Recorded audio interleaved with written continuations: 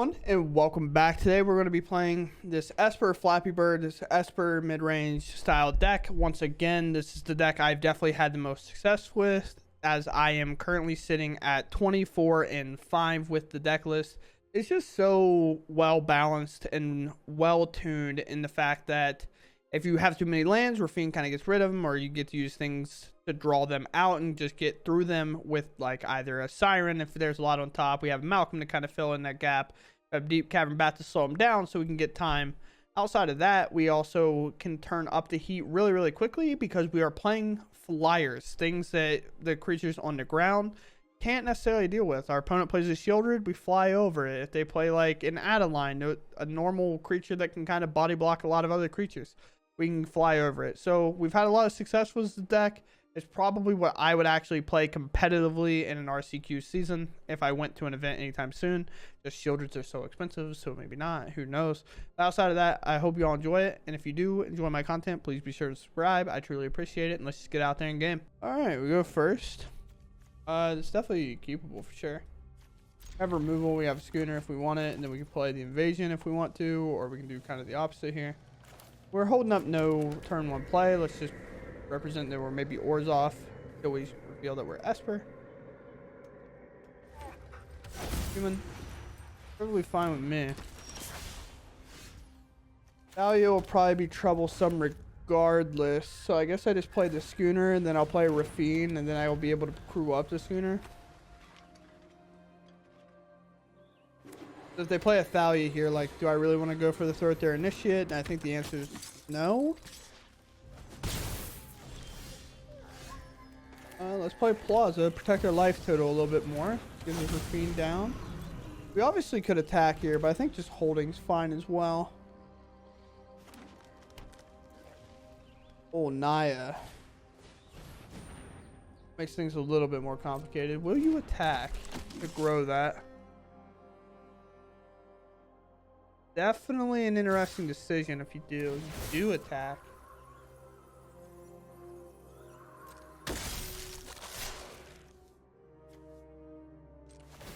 So we crew this up.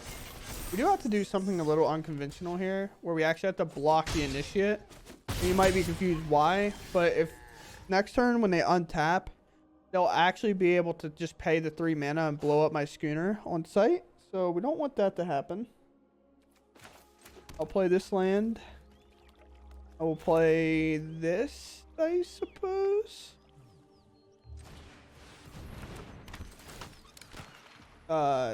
None. I'll just shut this off. You can use that as treasure if you like. I don't really care. Up to you entirely. I'll move to combat. I will attack. And I will target here. Draw. We draw. It's a bat. I'll do Rafine and a Seagram Coast. Grow up by a little bit. Hit him down to 15. We're untapped now. Adeline's obviously good.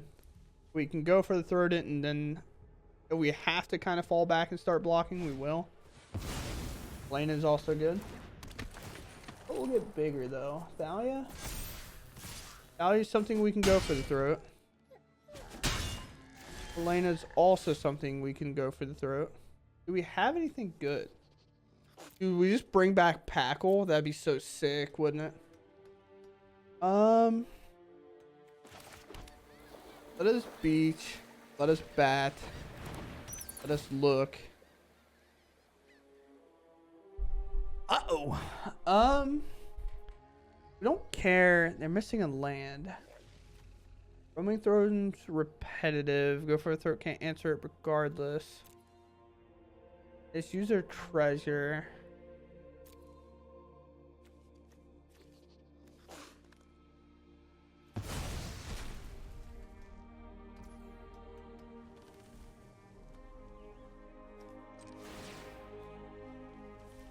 Do this. I'm kind of going for the kill at this point.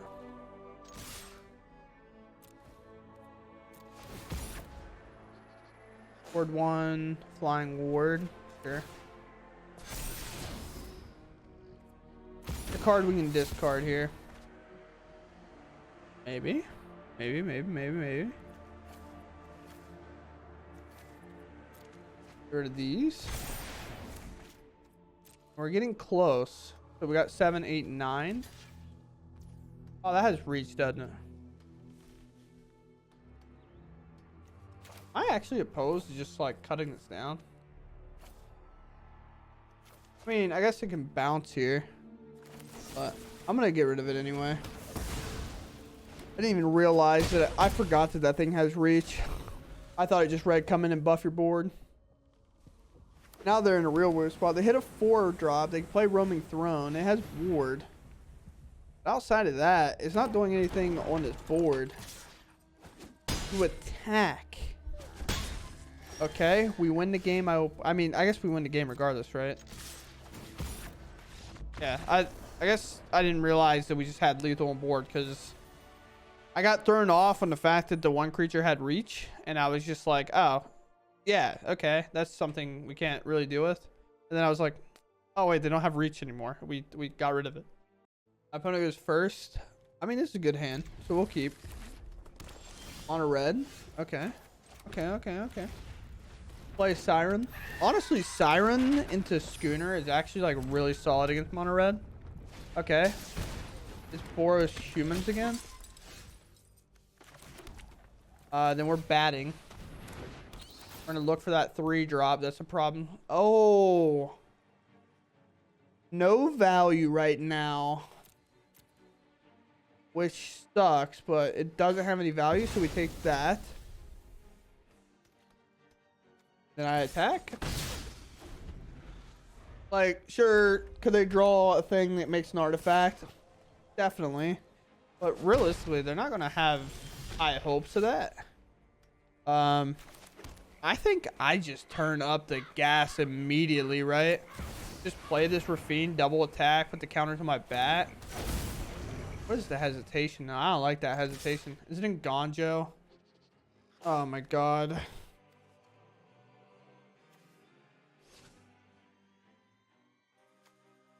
They got to pause, so I think it's in Gonjo. I'm not budging. I'm so mad if that's the case. Also, holding the bat back doesn't really do anything. It's Sokazon. It was the other man lane. I apologize.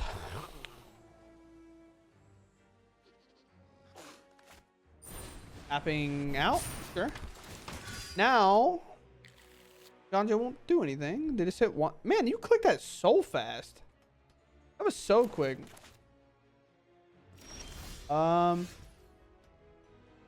Sure-ish. I guess. Target here on the bat. We'll leave the Rafine in hand because we'll discard it.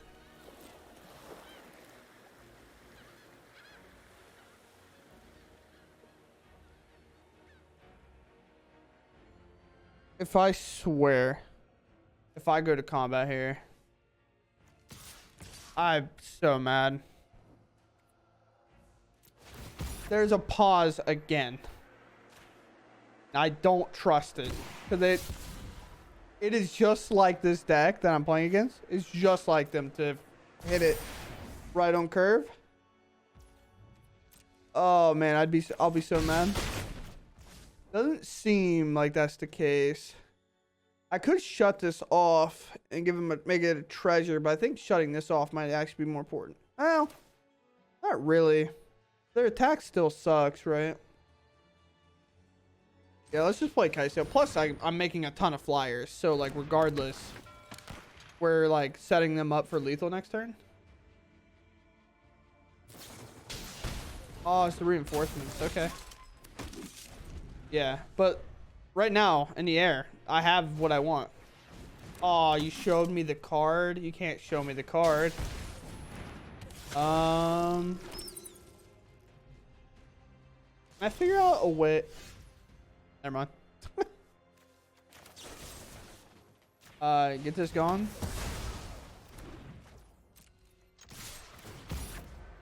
Here. Doesn't, yeah, it doesn't matter. 5, 6, 7, 8, 9. I discard anything even more. This is one of the reasons, like, I played blue white as the last video, that's why I'm doing Esper today. This is the reason I said I like the Esper version better. Look at the board. With the blue-white version, we are not kind of fighting through this. Like, we have to play it really slowly. But this one, we just say, oh yeah, we can just fly over the top and win the game. So let's just do that. And it's just like the pressure that this one provides instead of holding back is really, really nice. This one's a little bit more awkward than the other hands I had. I want to try this hand. I'm not confident in this hand that much, to be honest with you. Just because, like, it is a little expensive.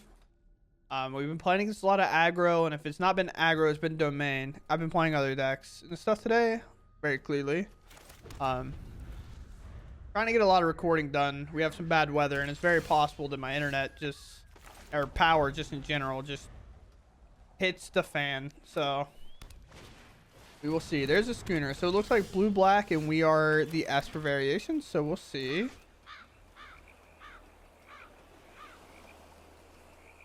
I think I play. Oh, I meant to grab Rafine, but I guess we're playing that one first. There's a Gix. I think that's more commitment to show us that they are indeed what we think they are. I wanted to play Rafine first, although it's a little bit risky because obviously removal kind of packs Rafine in and tucks it to bed. Now what do we do? Do we commit to Rafine? Do we play Rafine? I think I play Rafine. They still have to remove it, right? Maybe they have counterspell. They do have counterspell. Okay. I wasn't expecting that, but it'll be it. But now at least if we get to play the bat one-shots the invasion. It still makes them potentially discard cards. Untap land for me would be best. We normally are favored in this matchup. It's just whether or not we can kind of get to the thing that we need to get to, and that helps. 2 cards in the hand, 3 cards in hand. No land drop was made. We play bat. So now it's probably going to be looking like Deep Cavern bat. Look at our hand, put it under the bat, do their thing. Realistically, we won't really care that much because we'll be playing the Betrayal. We'll be attacking. We'll be hitting this invasion. We'll be putting in Rafine, especially after we invasion them again. Like here, I don't care. Draw your card. I think that's them trying to offer this trade the best they can. I think if they really wanted to threaten a trade, even though, I don't know, that sucks a little bit. Like sucks a little bit, of course. Go for the throat. Unlucky.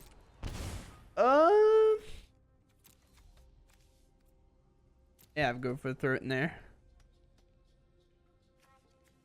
We want to do this first, I think. Yeah, let's do this first. I know we'll draw a card here. We'll take a little bit more damage, but kind of a thing that we got to do. Force them to discard, and then give ourselves a higher chance of hitting to go for the throw, even though I think there just went. What are you discarding?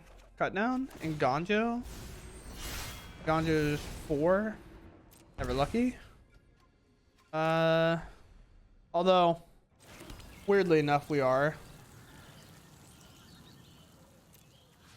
Obviously we're gonna bat one of these down, and they're gonna have to discard again. And then based on what they do, you can flash in a Malcolm. They've gotten rid of a couple of cut downs. So on one hand, obviously we'd love to do this bat. But bats are legendary. So we don't want to do that. We do that. There's a Gix's Blue Deep Cavern bat. We'll just make a 4/4 lifelinker. Mirix, okay, that's good information to know.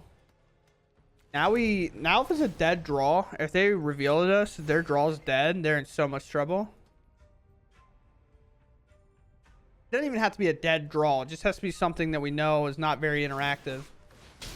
I would say that this is telling me that. Sure, we want to make sure this attacks for.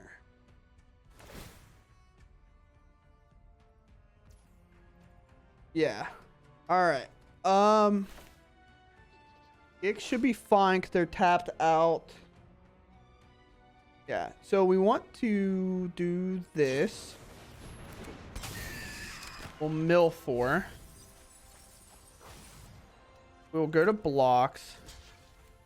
We'll block here. And then we'll block here. And then we'll cycle this in Gonjo. Pop this Shieldred. And then we'll have the Deepest Betrayal hit this. And then... Alright. We'll keep. And it looks fine.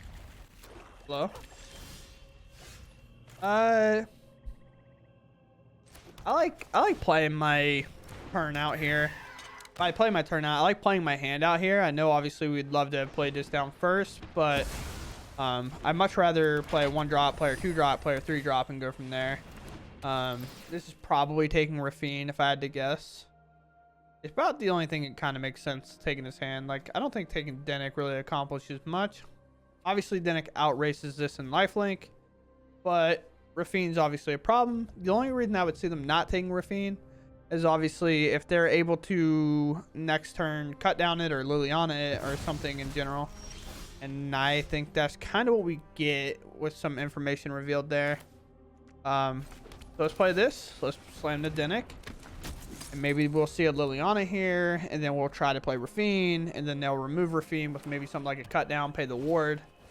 Deep Cavern Bat number 2 will also do that. But with the shielded information, does that change anything? No.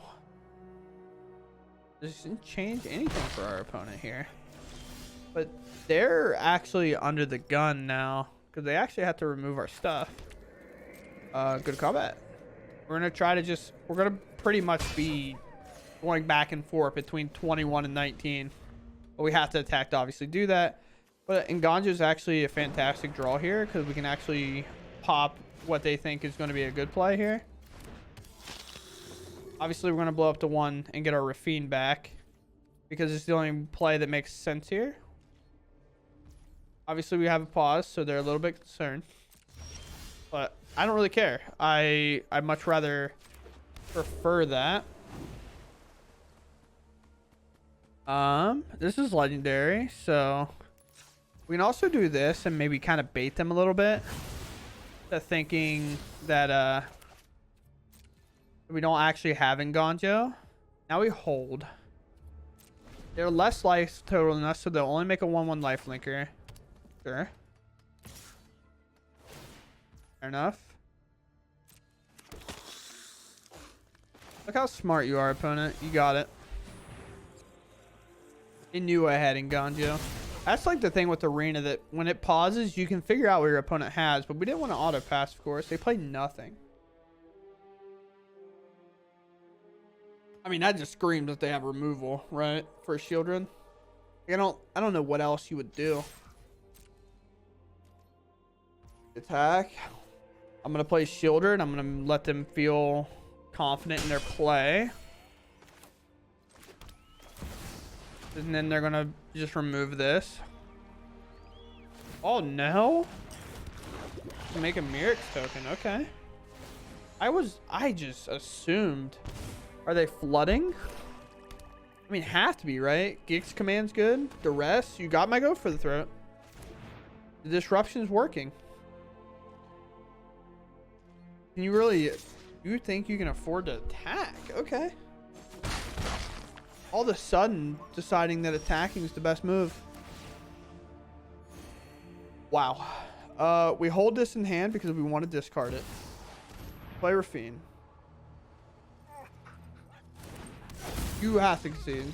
Good game. I was gonna say, listen, I respect it. I definitely understand saying good game, and I hate not saying it back immediately. But the amount of times that we've had somebody say good game and then they're just like, remove your thing and I guess I'm gonna stay here for longer. It sucks to be like, yeah, good game, and then we play another 10-15 minutes, you know. Like, we go first. Oh, this hand's actually really solid. I like this hand a lot. We'll keep. I think immediately I would like to have as much diverse mana as possible. This is one of the hands too. Enchantments. Do I have to do this the opposite way? I think I have to play bat and use Schooner defensively. How I've played it in the past. Audacity. Oh man, but I mean I could. No, I can't because it'll get a counter too, huh? Oil treatment sucks. Ossification sucks. I mean, I think I have to take ossification. Because worst case scenario, I can just play land, play a Schooner, and then have it block something, but I think it's just going to get too big. It doesn't give indestructible, right? It's hexproof and then create a royal token, which gives it a 1/1. Oh boy. I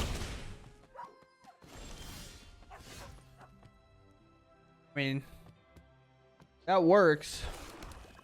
And they don't have the royal treatment available right now, so I mean, if there was a time to do it, we definitely do it right now. Attack. I don't feel like blocking anytime soon. And then we're probably going to have to rely on these invasions. If we draw a land, we're feeling really good because then we can play bat, play Schooner, have Schooner held up.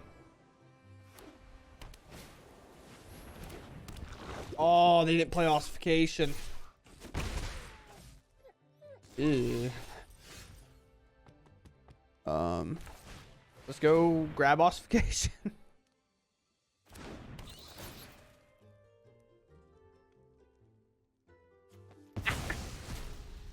Oh, this deck is so stupid. Now it's like, don't ever find another one, please. Maybe draw lands for the rest of the game. That'd be sick. We're looking for one land. Or pretty much set up after that. You put a counter on visitor. That makes sense. Land. Sure. I mean, we're definitely not blocking. We're not blocking anytime soon. No land. That's tough. We can get this royal treatment out of their hand, though. And then we just hope to draw land.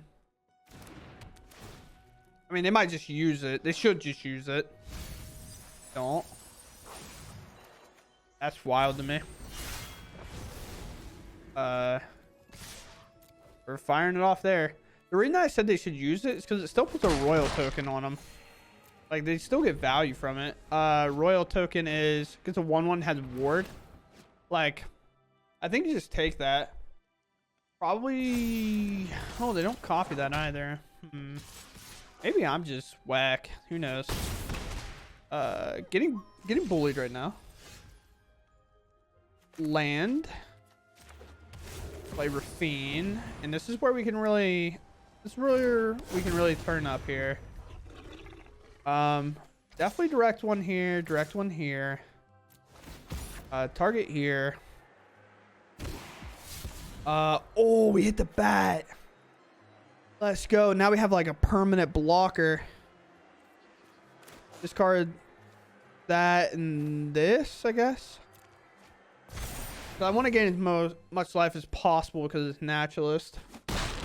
On one hand, I wanted to put Shieldred in play, but I guess like realistically, ossification can still answer this, and they can duplicate it. But we put bat in, and then bat can also make blockers forever.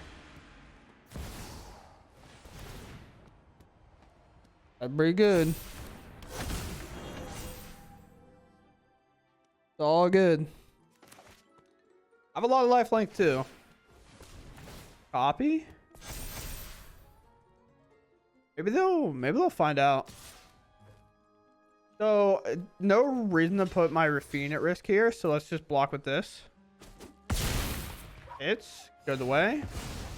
And now we get to see kind of how it works. So if you don't know how it works, it basically has the invasion enter on the backside again. So it re-enters the battlefield as this little zombie here.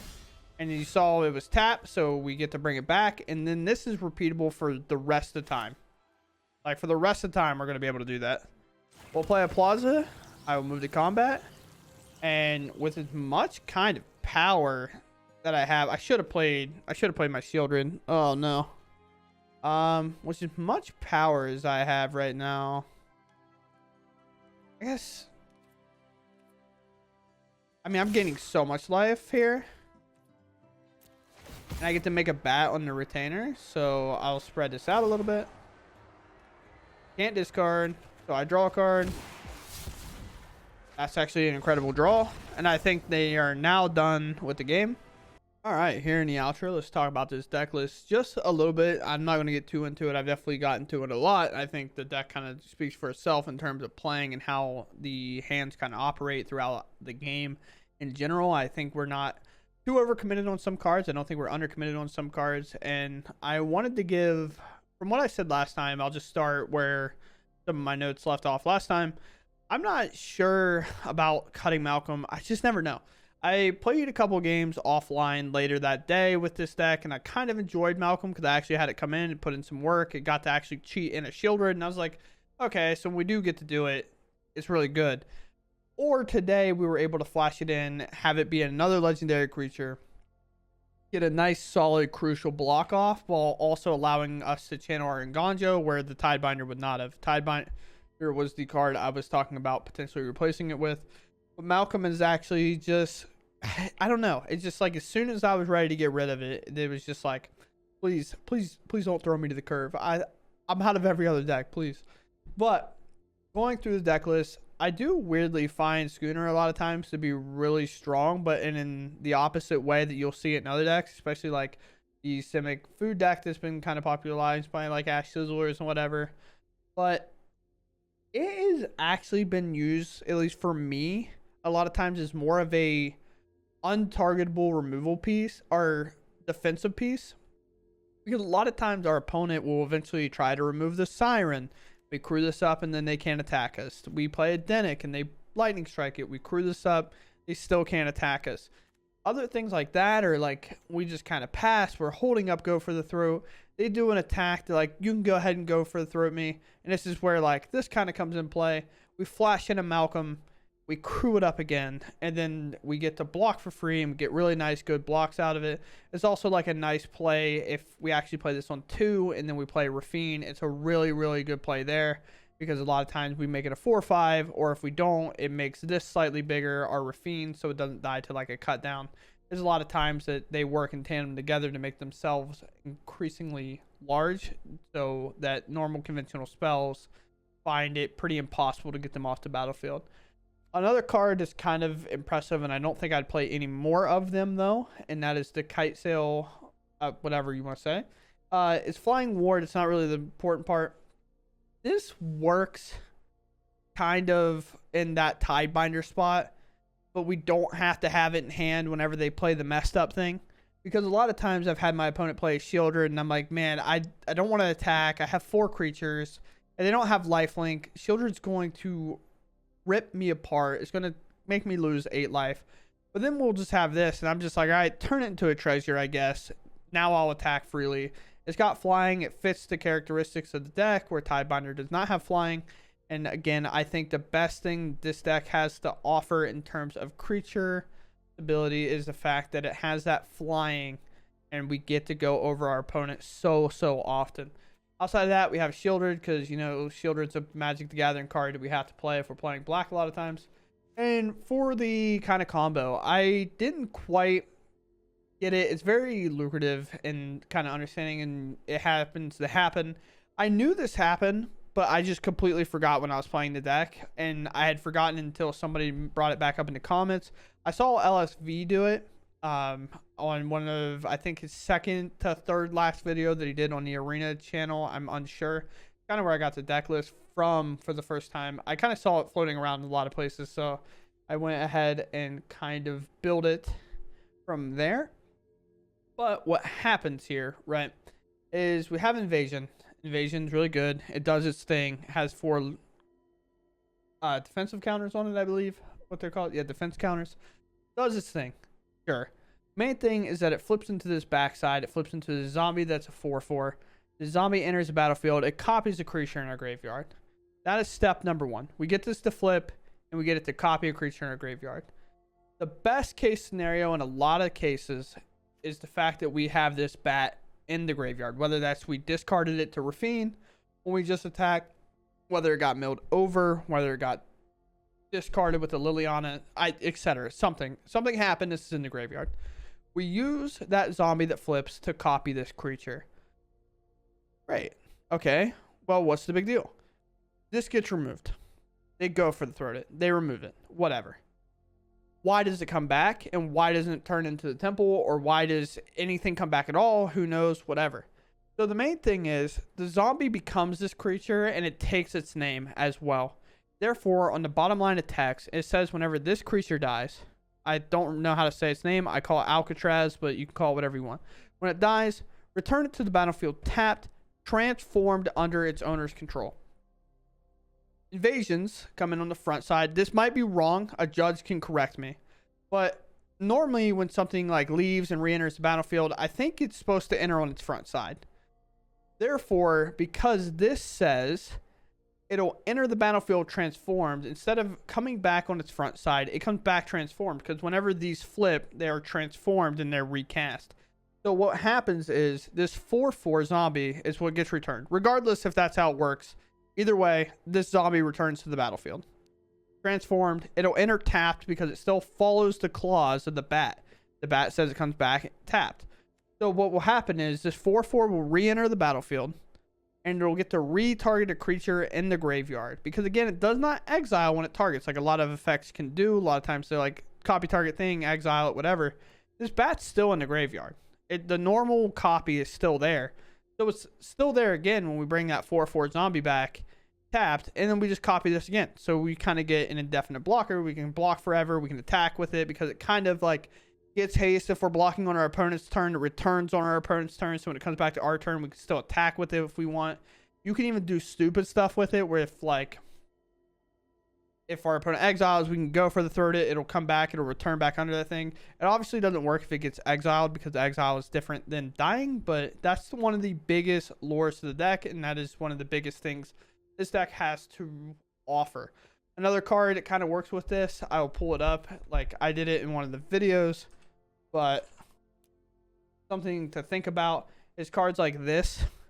I brought this Shieldred back. I had it kill a Wandering Emperor in the last video. And then here, when it enters, sacrifice a creature opponent. I paid to 5 mana part, exile Shieldred, and then return it to the battlefield, transformed under its owner's control. Guess what happens? The invasion is the thing that re-enters the battlefield, transformed under your control. So technically, if you have this in the graveyard, like if you're playing it or your opponent's playing it, you can, and you have the mana, because obviously, you know, invasion, you just have to hit it to flip it. You can actually grab this Shieldred out of the yard, make them sacrifice a walker or something, and then transform it, and it'll go away. And then we can actually have this re-enter the battlefield again as the bat, and then we get what we actually want in the first place, but we get to remove something as well. So it's just like a nice little synergy piece that you can do. It works with other things that like are exile and transform. So if you're not just playing this deck, maybe you're playing Sultai or something, you're playing a green one that transforms and you want to copy it, it works the same way. So outside of that, I hope you all enjoy. I know I played this deck not that long ago, but I definitely enjoy playing it, so I wanted to play it here again.